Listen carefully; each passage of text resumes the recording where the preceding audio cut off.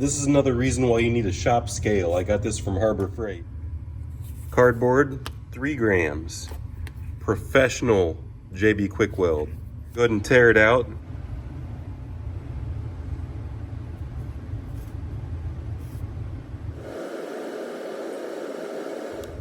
$10 grams. Now we just got to do 10 more grams of the white.